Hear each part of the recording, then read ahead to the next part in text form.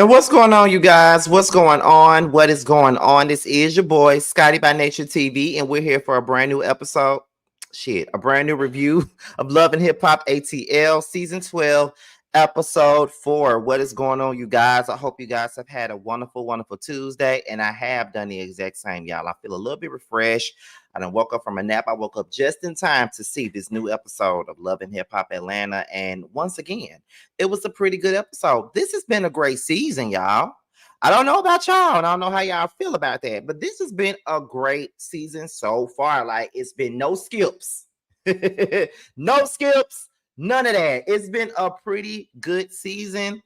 The reviews have shown with the numbers, honey. You know, I'm not a numbers whore, but the numbers on them reviews for Love and Hip Hop is looking real good right now. They look good. Okay, they look like the Mr. Still Standing numbers back when I was Mr. Still Standing reviewing Love and Hip Hop. Like, that's how those numbers look. Like, I guess Love and Hip Hop Atlanta is kind of back in this. Okay, it is kind of back. So I'm here for it. Now, before we get into anything, let me let you guys know what we got coming up.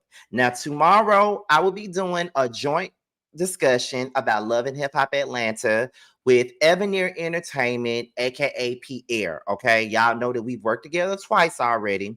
We did Young, Fresh, and New back in 2022, and we also did Who Was Wrong this year. Now we've decided to come together and do a discussion piece on Love and Hip Hop Atlanta. We're going to do it every 4 episodes, okay? So this week we'll be on my channel, and we'll be talking about episodes 1, 2, 3, and 4. We're probably going to talk about the highlights from each episode pretty much, and we're going to have us a deep dive and a great discussion about it. And plus, we're just pretty much banking off of the response that we got when we did Who Was Wrong. A lot of you guys enjoyed us together as a twosome, so we decided to just, you know, let's run with that momentum and see where it takes us. So yes, me and Pierre will get together on tomorrow for the first time for Love and Hip Hop Atlanta, a live discussion on Love and Hip Hop Atlanta. The link is already available already, so make sure you guys go ahead and, you know, get it together. For the Chasing panel, we'll be back on Thursday. We'll be talking about Chasing Orlando with their cast photos, and we'll be talking about things in pop culture and entertainment. So make sure you guys tune in. All 6 of us will be in the building on Thursday. And then on Saturday, Love and Marriage Huntsville returns, and we will be back to our regular schedule to do our reviews on Saturday night. But don't you worry, because yes, for the music will still be going on Saturday, but we will be doing it earlier in the day. So make sure you guys tune in to see me and Bando talk about music again on this Saturday, you guys. All right. So with that being said, that's all that we got coming up. You know, I start promoting Young, Fresh, and New and Who Was Wrong starting tomorrow, because those episodes are coming also on Saturday and Sunday. Your boy got a whole lot going on, y'all. Okay, I got a lot going on this damn channel, and a lot going on, a lot of stuff, a lot of lives, a lot of segments, a lot of different shows, and then I'm getting ready to move all at the same time. Like, overwhelming, but we got a lot going on, and all I'm trying to do is feed y'all. Okay, that's all I'm trying to do. It's already dry, so I'm trying to feed y'all. So anyway, with that being said, that's pretty much all that we got for the church announcements. So we're going to go ahead and get this thing started. Here are my notes right here. And you guys do know with every live, the goal is to hit 100 people, and we're halfway, almost there, okay? And not to mention, y'all, we're like 200. Let's see, y'all. Let me let y'all know. Let me update y'all. We're 209 subscribers away from 55K. That's where we at, 209 subscribers, y'all. So if you ain't subscribed to my platform just yet, go ahead and do so right now, okay? Go ahead and do it. We're almost there. So let's go ahead and get into it, y'all. So we're going to start this thing off with Scrappy and Mama D, okay? Mama D is still on her thing where she feels like Erica and Scrappy have made it into a better place in life, and she doesn't feel as though they need to go into business with each other at this particular point. She don't think they need to go into business right now because they're in a good place. And Mama D really don't think that Scrappy is even worthy of any business relationship. She ain't saying those words. I'm saying those words, but I really feel like that's what she really means. She don't trust Scrappy when it come down to business. And who would trust Scrappy when it come down to business? You can't even trust Scrappy when it come down to paying child support, let alone paying rent on a damn building for business. So I understand that. And even Scrappy agrees that it may not be smart to mix business with pleasure. It may not be, because you and Erica would be good for a minute and a moment in time. Y'all would be good for a second. But then y'all turn around and you're not good no more. And then it just goes all the way to hell. So it may be in y'all's best interest to really not jump into the business pool together and just try to just remain civil. And on top of that, y'all really don't know what y'all want to do. Y'all don't know if y'all want to be in a relationship or y'all just want to be frolicking around this bitch like y'all ain't got nothing going on when y'all really do got something going on. I really don't know what the basis of y'all relationship is, but y'all are trying to fool the public and the world as if we don't know what we seeing here. We know exactly what the hell we seeing. Y'all clearly and that's just what it is. And ain't none of my business. But I really believe that y'all fucking around. I don't know why y'all playing this damn cat and mouse subway game, like this little game we play type of shit. I don't understand. Now, Mama D says, now, wow, now, since we're talking about things, let's talk about how everybody have been trying to be all up in the business and be all up in the streets and trying to tell you what you need to do with your life, people like Kirk and Rashida. But I've been hearing stuff in the streets about Kirk. So while they sit up here judging you and your situation, they need to be focused on their own situation and worry about what the hell Kirk is doing. And honestly, y'all, I'm not even mad at Mama D for that, because Kirk and Rashida do be looking down on people and always have their own opinions about everybody else and how their relationships are going and what they're doing in their lives and with their baby mamas and stuff like that. Like they act like they're relationship gurus or some shit like that when they're nobody's relationship guru. Like, just because Rashida, you stood the test of time and stayed with this man, no matter who and what he stuck his skin, that don't mean that you got the right to tell anybody what they need to be doing with their relationship or what baby mama need to talk to this baby mama and all this other dumb shit that you be talking about. That don't mean none of that. So Rashida is a clown. I'm sorry, but not sorry. Rashida been a clown. She a stupid ass clown and she's a stupid ass person. And I always gonna have to smoke for Rashida. Like, period. No, I always got smoke for Rashida. I don't care what nobody say about it. I always gonna have that smoke for her because she's ridiculous. I don't. And then another thing too, I don't get why people uh I just feel like I don't know why people sit around here and literally put their relationship on a pedestal. Like, I don't understand why these people be putting their relationships on a pedestal. Like, they sit around and they make it sound like, Kirk and Rashida are, well, they they've been through a lot, so they would know. And I'm just like, girl, I don't care. I don't care what they went through. They can't tell me if you really want to be technical about it. They can't tell me a damn thing about no relationship. They can't tell me a damn thing about my own relationship. I could care less about what they talking about. And that's just what it is. Okay. Like, for real, for real. So I don't care to hear anything about them. Let's move on. What else did Mama D say? She said that she's planning a mother's appreciation event and she got a special guest that's coming. So Scrappy was like, oh my God, like, I don't know how to feel with my mama be talking about she got a special guest. I don't know who this special guest is. I really don't want to know who this special guest is, but she said she got a special guest. So we're going to sit around and we're going to figure it out. Okay. So yeah. Yeah, Mama D got some up her sleeve at this point. Go figure. So Saucy Santana and Chef D, okay? Chef D is over there cooking Saucy Santana food. They back together, all smiles and all those things, things of that nature. They happy, whatever. So Adrian is coming over and she sees Chef D there and she's like, what are you doing here? So apparently Chef D and Adrian have a very close-knit relationship. Like, they're very close, regardless of whether or not Saucy Santana and D are in a relationship. They have their own relationship. So she sees D as her other son in a sense or whatever. So she comes over and they discuss this book that she's writing in regards to her relationship with Saucy and his coming out and how she felt about it. And she wanted to know if they wanted to hear an excerpt in the book about what she wrote in regards to Saucy and every damn thing else in regards to his coming out and his background. So when she was reading it, and let me tell y'all now, it's a trigger warning. So let me see if I can put that up here. It's a trigger warning at this point, and it's about to trigger my ass. So let me put this up here real quick. Hold on, y'all. Shout out to the 100 plus that's in here.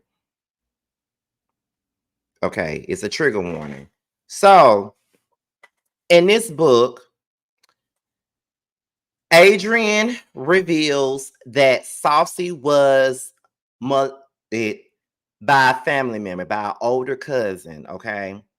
And when it came out, people did not believe Saucy. They did not believe that it happened to him. They thought that he was just sitting around here lying. Like that's what they thought. Saucy said that it happened to him from age 9 to age 16. And it caused family division. There was some people that stood on the side of right, and then there's some people that supported the cousin that did the horrific thing to Saucy. Now, my question is, I don't know if Adrian believed him or not, but we do know that other family members didn't believe him, and Adrian automatically felt like because that happened to him, that led to him being gay. Now, let me just say this. As a child, I was not molested. So that had nothing to do with me being gay. Now, I can't speak for what happened as an adult, but as a child, I was not abused. So that didn't lead to me being gay. And it's unfortunate because a lot of people feel like when you are gay, they feel like it's because someone did something to you. That's not the case for everybody. Now, I'm not going to say that it ain't the case for some, but it's not the case for everybody. So I just want to say that. Number two, this happens a lot with families. There's always something going on with families, especially Black families. They sweep things like they sweep things under the rug like SA. They do that a lot with families. And sometimes when people come out and say that that happened, they don't want to believe you or whatever. Like they don't believe you. They don't want you to talk about it. They want you to sweep it under the rug. They want you to do this. They want you to do that. And I would never understand that. And on top of that, with families, they protect the abusers a lot. They shun the person that the act was done to, but they protect the person that put that agony on their child. I don't get it. I've never understood that. I've never understood that. Like a child comes to you and they say that a person in the family did this to them. They touched them in a wrong way. They rubbed them. They did something to them. They tell somebody that didn't happen. That ain't happened to you. You lying. Why would a child lie about something like that? You know what I'm saying? It'd be so crazy. And I see this so much. Like, and it's always the same story. The children are the ones that get the raw deal. Like they get shunned, they get treated really, really bad. The people don't believe them, they shun them, they make it uncomfortable for them. But the person that did the abuse, they get to walk around like nothing happened. They get to walk around like nothing happened. That they get to walk around like, you know, they were right in this whole situation because they're allowed to, because of the people that are around that's going to take up for them. Like it's crazy. And then and then another thing too, like another thing that they like to say is, well, what did you do to make them do that to you? What did a child do to make a grown adult touch them? That is so crazy to me and weird. Effed up. Mm-mm. And let me just make something clear here. Everything that I've spoken on in regards to my mom, she knows. She knows exactly what I be saying on these videos, right? So I preface that to say this because my mother is a person that was, abused by an older cousin as well, and she's giving me permission to talk about this multiple times on my video. So it's really, she be knowing what I be talking about, whether it's favorable to her or not. She's aware of what I be talking about on here. So it is what it is. But my mom was also in that situation and no one believed her either. And she still had to be around that cousin. She still had to be around him, even now. And she wasn't the only cousin he did it to. He did it to another cousin. And I guess she's, the other cousin has dealt with it and moved on and, you know, don't really want nothing to happen to him, but it really affected my mom to the point to where, you know, she was very strict with us for the most part growing up. Like she wasn't quick to let us spend the night at people's house. She wasn't quick to let people spend the night at our house. She wasn't really that quick to do certain things. Like she would really have to be comfortable enough for you to be around like that. You know what I mean? So my mama really didn't trust a lot of people with her kids. And we used to get so mad about it and stuff like that because we'll be like, our mama don't let us do nothing. Like when we were growing up, it's like she didn't let us do nothing. Like, like when other kids can walk around the city together and things like that. Oh no, we couldn't do that. Unless my mama trusted you, that's the only way she'll let me go with you. That's the only way. My mama did not play them games when I was growing up because of what happened to her. So now as an adult, I understand that now. So it's just like, a lot of parents, because I think I heard Adrian say this on the show. She was saying that she felt like she failed Saucy. She thought she didn't do her job as a mom because she didn't know that happened. But just like Saucy said, it's really not fair to her to blame herself for this because I mean she didn't know. And how could she know? She wouldn't know. You know what I mean? Like this happened behind her back. This happened behind closed doors. Of course, you're not gonna know. So, that's that. But I felt, this was a good scene. Very triggering to say the least, but it was a good scene. Because we never knew that happened to Saucy. We never knew that. Like he never spoke. I never heard him speak on this situation. And he told his mom that she had his permission to talk about it in her book, and because that could help someone else in that situation. So I give him all the tens for that. So shout out to Saucy, shout out to his mama. And he even said that he's past it. And not so many people be past that type of stuff. You feel what I'm saying? So I can say that he's a strong motherfucker to be past that. Because as an adult, there are some things that I'm not past yet that I ain't. But moving on. So we get into Jasmine. And her mama Evette. First of all, Jasmine looks so good to me. She's so pretty, and her mama is just as pretty as she is. Her mama, her mama looks just like her sister. Like her mama don't look like her mama. Her mama look like a sister. Okay, but they're sitting there, and Cannon is out there playing at the park. And then Jasmine was basically saying that she was so confused as to why Rashida all of a sudden was saying anything in regards to her parenting to, Cannon. After all these years, she ain't heard a voice, she ain't seen her, and she was really feeling away because of them trying to discredit her as a parent. And to be honest, that's what they do. You know what I mean? Like, this is why I'm Team Jasmine. Like, and I don't care what nobody say. Like, I know that that second episode when I did the review, there was some women up in my comments talking about how you gonna go in on a wife? Because I can, because I motherfucking can, because the wife is stupid as because their wife is male identified as a mother. So yes, I am going to go in on Georgia Prune. She gonna get all the smoke. However, that ain't even the point. Why are you speaking? Because at the end of the day, I just feel like this. You are still mad at Jasmine for fucking your husband and getting a baby by him. That's really what this is. And you're ready to do whatever you can to make this girl look bad as a motherfucking parent, in my opinion. I know some of y'all don't believe that, but for me, that's what I think. I think that's what she's doing. I think she's trying to make this girl look bad. She's trying to make her look bad. And she's trying to do that because she's being spiteful. She ain't over the fact that Kirk cheated on her with Jasmine. and she ain't hurt by that.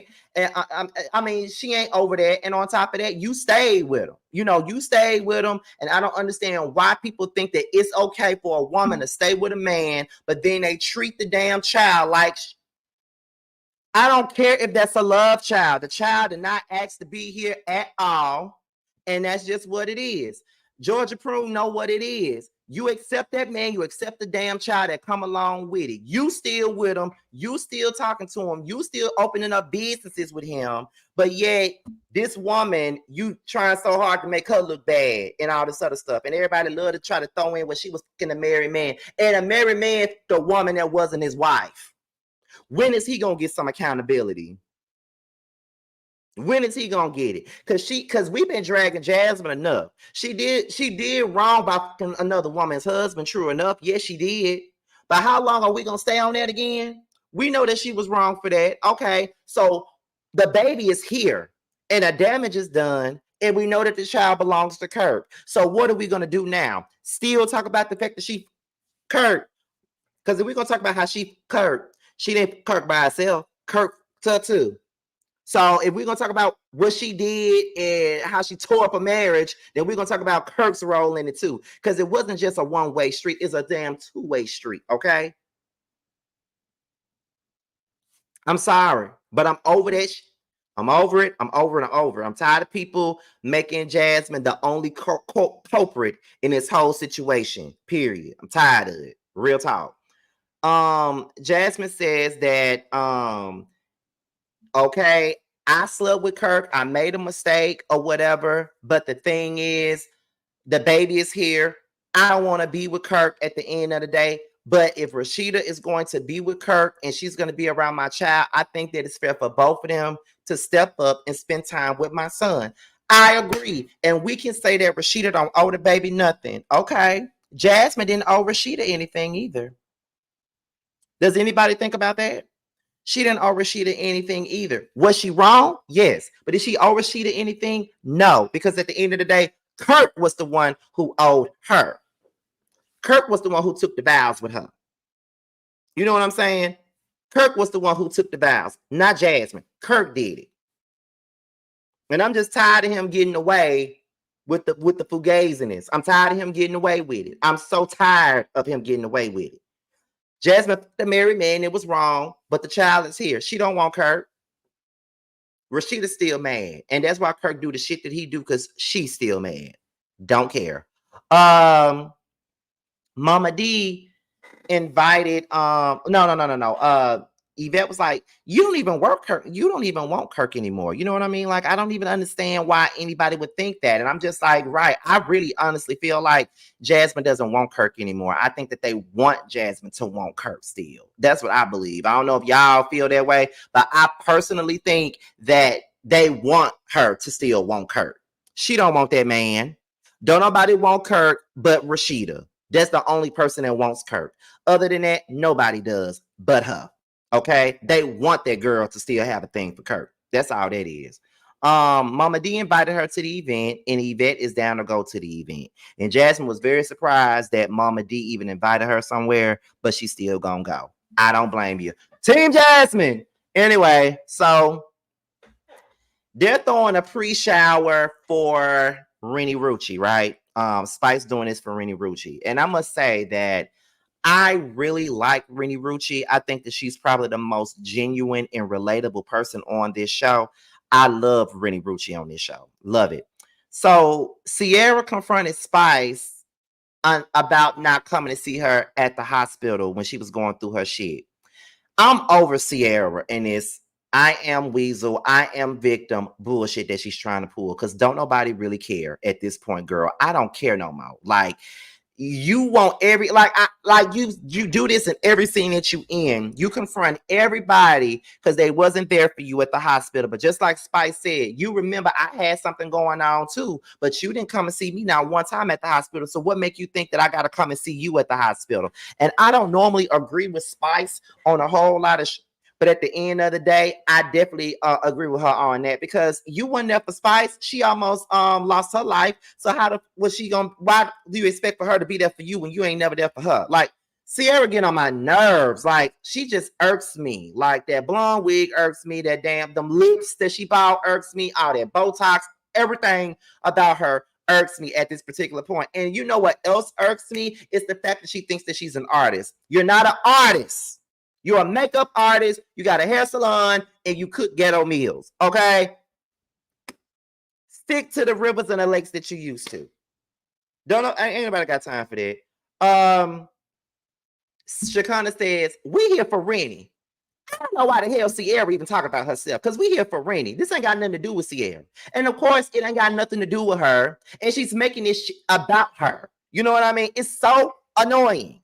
You got to go to every event and make it about you and your feelings. If you want to confront everybody about why they wasn't there for you, host the dinner and confront everybody one by one at the table and ask them why you didn't come see me, why you didn't come see me, why you didn't come see me, why you didn't. Like, you want everybody to do shit for you, but you don't do nothing for nobody else, Sierra. Girl, shut up. Like, my advice is don't go chasing waterfalls. Please stick to the rivers and the lakes that you used to. I know that you wanna have it your way or nothing at all, but I think you're moving too fast. Shut the fuck up. Anyway, moving on. So Spice tells Rennie, they bring up the Cast album. I think Sierra was like, I hear that there's a Love and Hip Hop Cast album or whatever. And Spice says, yes, it is. And I want Rennie, I want you to be on the album. And Rennie is excited because she ain't did no music in a while. So she's happy about that. She said, I have an itch and a scratch to do some more music. So yes, I would love to do the album. I would love to do it. Okay, boom. So, Rennie wants to do the album and shit. Okay. So then, Spice said, so when they ask her, they're like, I'm trying to figure out who else is going to be on the album. I'm trying to figure it out or whatnot. And I just know that I want real artists. And then Sierra was like, you doing a whole album and you ain't asked me to do it? Why would she ask you? You are not an artist. Why would I ask you to do a damn Cast album? Why would I ask you to do any album? First of all, no matter how I feel about Spice, Spice is a real deal dance hall artist, Grammy nominated, all those things, which is why I don't understand why the hell she's on Love and Hip Hop still, but whatever. But she's a real deal artist. Sierra, you went in the studio, ate a couple of Now Laters, and decided to make a fucking song, and you think you're a damn artist. You're not an artist. You don't deserve to be on the album at all. You are not a damn artist. Stick to the rivers and the lakes that you used to. I get it. You seen the rainbow yesterday, but too many storms have come and gone, leaving a trace of not one God-given right. I understand. I understand that your life is like 10 shades of gray. You pray out 10 fade away, said I'm praising for the sunny days. I understand that.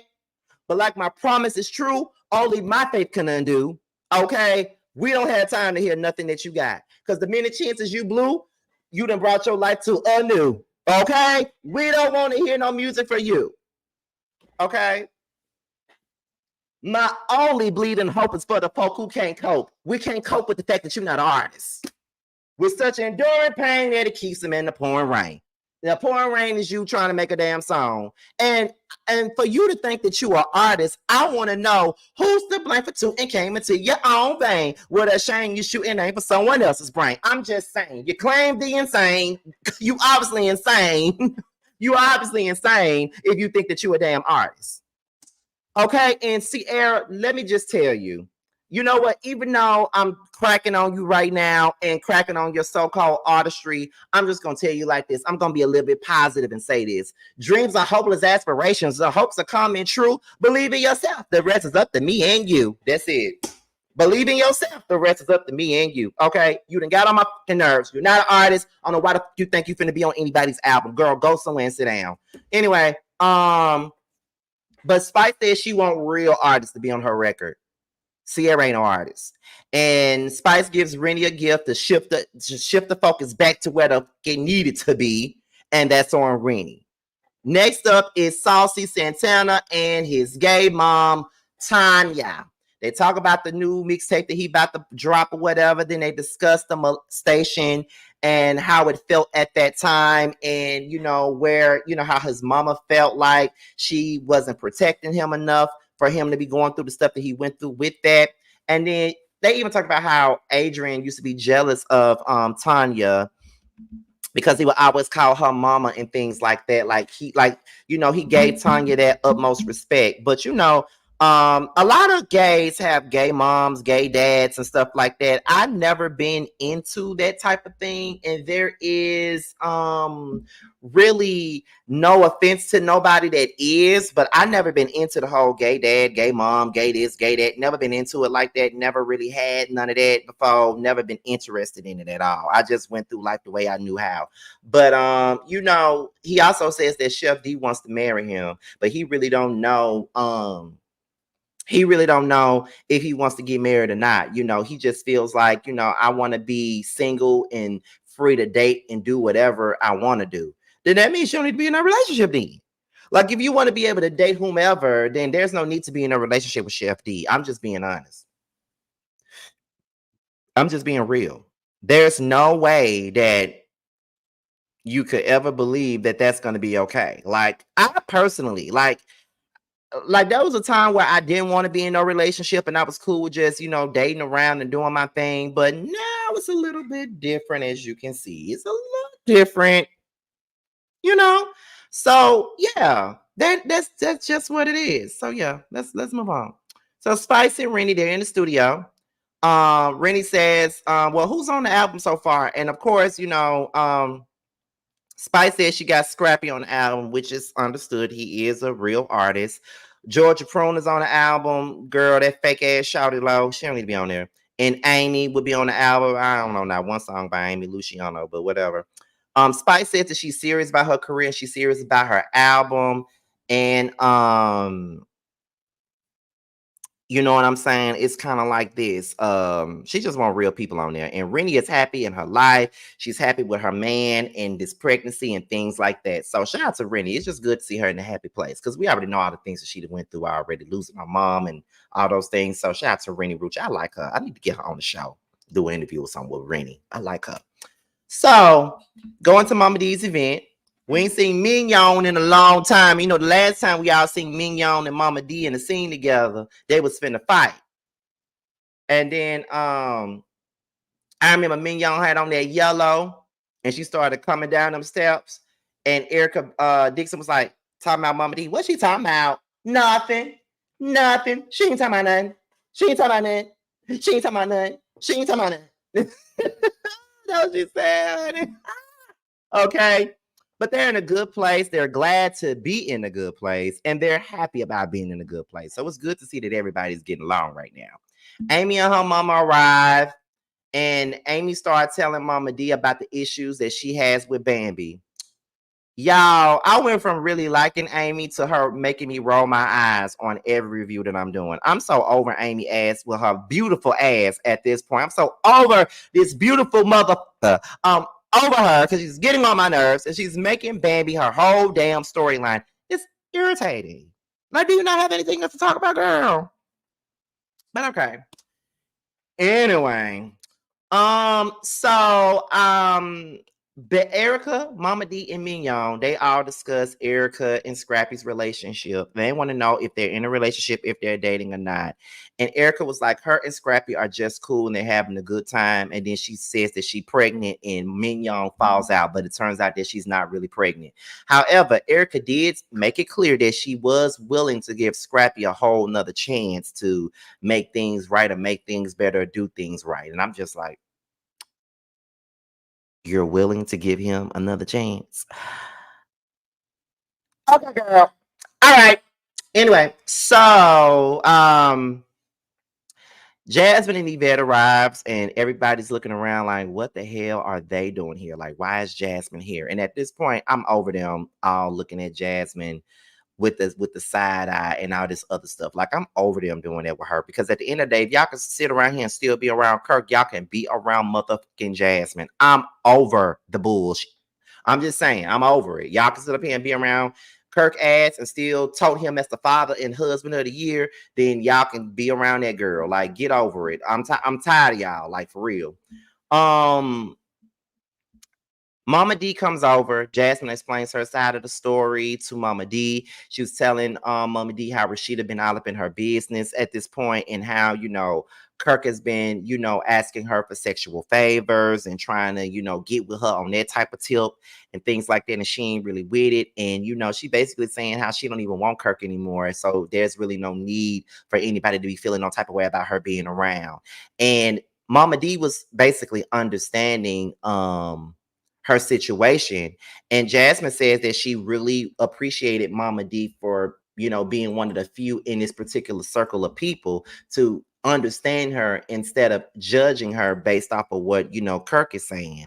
And although it's a good thing that Jasmine felt some kind of security in talking to Mama D, it was pretty clear that Mama D had Jasmine there for the mess, to be honest. It's clear. She had her there for the mess. And if she was really if Mama D really wanted to have some mess to go down, what she could have done was just invited Rashida and her mama all together. And we really would have got some mess. But, I get it. She feels good or safe in regards to Mama D understanding her side of the story and things like that. But girl, Mama D got her own head up her own ass, and she don't really she just trying to get some shit going, which it is what it is. But I think that Jasmine was open to tell Mama D everything that she told her, just so Mama D could go back and run it to Rashida. I believe that, because she knew that either she gonna run it back to Rashida, or she gonna run it back to somebody in this camp, and they're gonna run it back to Rashida. So I think that Jasmine already knew that. She knew what was gonna go down.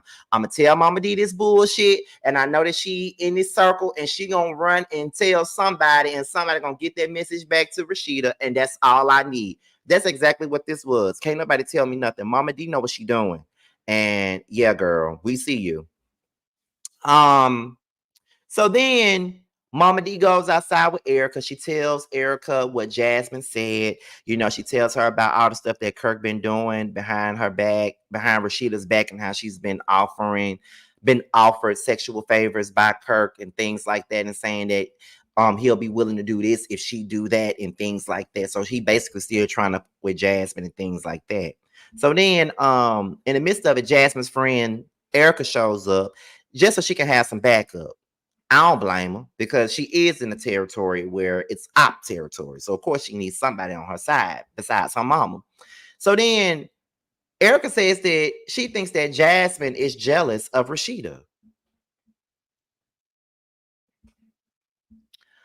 I don't think that Jasmine is jealous of Rashida. I really don't think that she's jealous of Rashida, because at this point, what is she jealous of? The fact that she married to Kurt? She can't be jealous of that relationship if that's not a relationship that she really wants, because she doesn't really want to be in a relationship with Kirk. She don't even want Kirk. So it's just like, I don't believe that that Jasmine is jealous of Rashida. I don't believe that. Why would she be jealous of her? Like, if anything, nobody should want to be Rashida. Look at that she goes through with Kirk. Nobody wants to be in her place. So why would she be jealous? But it's the same thing. I mean, they all really, really feel like somebody gonna be jealous of somebody and shit like that. They love to use this jealousy word. It's the same way Erica thinks that Bambi is jealous of her because of the Scrappy thing. Girl, ain't nobody jealous of you. Stop thinking everybody jealous. Like the shit that y'all be thinking Muff to be jealous of is really quite beyond me at this point. Like, because everybody ain't jealous of y'all. So y'all need to pipe down with that jealousy talk, because it ain't really that. It ain't giving that at all. Can't nobody be jealous of you having a cheating ass husband. I'm just saying. But anyway, um, let me see. So then Erica goes over and she confronts Jasmine, and she asks Jasmine, what's the tea? And then Jasmine was like, I ain't got no tea for you, sis. And then Erica was like, well, you had the tea for Mama D. And she was like, but you not Mama D, though. And then Erica walked away. And I'm just like, Erica, what the fuck is you going over there saying something to her for anyway? I don't even understand why you even going over there saying anything to that girl. It ain't got nothing to do with you. What the fuck you going over there for? Okay? What are you over there for? Why are you over there talking to her? Why are you over there trying to get all up in her Kool-Aid? Okay? Yeah, Mama D told you the tea, but I guess you're trying to be her friend and go over there. But I'm glad that Jasmine handled herself the way that she did, because I really felt like Erica wanted to rise out of Jasmine and she didn't get it.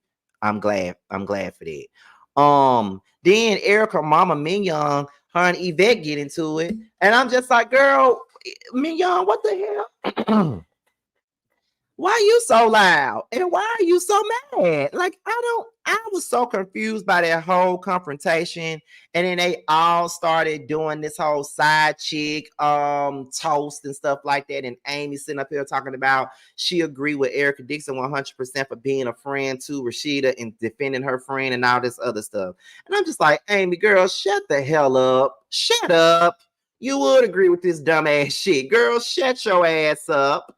This ain't nothing to agree with. Girl, bye. Okay? Like, that whole side chick thing. And I'm just like, Erica, like, you should not be doing no toast about no side chicks when the word on the curb was that one of your baby daddies, you was his side chick. Now, we don't know how true that shit is, but that's what the word on the curb was, that you was a side chick to your baby daddy and whoever he was with. So that's what people were saying. I don't know if that's true or not, but you should not be doing no damn toast about no side chicks. It wasn't you around here letting Scrappy eat your pussy while he was dating Bambi at the very beginning. I'm just saying, girl, like, y'all be forgetting about the shit that y'all be doing. Because I know we all have done some shit before in the past, and I have. Okay, I ain't ashamed to say it. I done told y'all about my shit. So it ain't really nothing. But all I'm saying is y'all be forgetting that y'all be doing some shit too. But y'all want to sit up here and crack on the next month for doing it.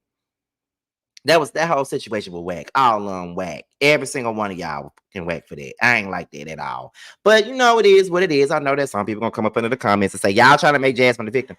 Ain't nobody making Jasmine no victim at all. Ain't nobody the victim in this situation at all. But I'm over it. Like, I'm over the Jasmine stuff and things like that. I'm over it all. And even on next week's episode, you see Kirk sitting out there talking to Jasmine, talking about she fucked up his life. How the she fuck up your life when you was the one out here fucking her and you the one who got her pregnant? So I'm just like, girl, bye, Kirk. Y'all know I'm gonna be dragging the fuck out of Kirk next week. Y'all know that. I hope y'all prepared. Yes, he's getting dragged all next week. Yes. This was a good episode, y'all. I really enjoyed this episode. I am really enjoying, I'm enjoying Love and Hip Hop Atlanta this season. Like I said to y'all at the very beginning, there are no skips. There are no skips this season. I'm loving it. I'm loving it. And there is barely any Yandy on this season. I'm very much so enjoying it. So yeah, I love it. I'm loving this season. It's really good. So I'm about to be out of here, y'all. I got another live coming at 11:30 p.m. Eastern time. I got to make the link once I get off of here and make the thumbnail and stuff like that. But yes, we got a Yes for the Miss Night Shift live at the same time I normally do it. Okay, so we're about to get up out of here, you guys. So with that being stated, you guys, this is your boy Scotty by Nature TV. Be sure to like, rate, comment, subscribe, share this video, and also click on the notification bell so you can be notified whenever a video drops. And if you want to follow me on any form of social media, my Twitter, my Instagram, and my TikTok will be down below. With that being said, you guys, your boys up out of here, and I will leave you guys with one of my favorite videos, one of my favorite clips, and the preview to Bando's current song, Don't Sweat, which is available now on all streaming platforms. I'm out of here, y'all. Bye. The state of love, bonding, trust, real friendship. Don't shake your ass, booty acting up. Don't grab your drinks, baby, pass the Dutch. Damn, shorty bad, looking bad as fuck. Don't sweat it, ain't no competition, I said it. Don't exist to the beef, motherfucker, I did it. Pull up, knock your corns like Mario. Couldn't slip me do 100 miles of cardio. Damn. You niggas stay faking, you niggas stay hating, you niggas so basic. You felt the win, so don't test me, nigga. My team lethal weapon, Joe Pesci, nigga. They hate to see me win, so I cause them frustration. Hate to see my name, so I give them penetration. Bro, running this race on you fucking lanes. Spin the block, Debo, bitch, sucking chain. Bang. Nigga hot. Don't sweat. Don't stop. Don't sweat. Nigga hot. Don't sweat.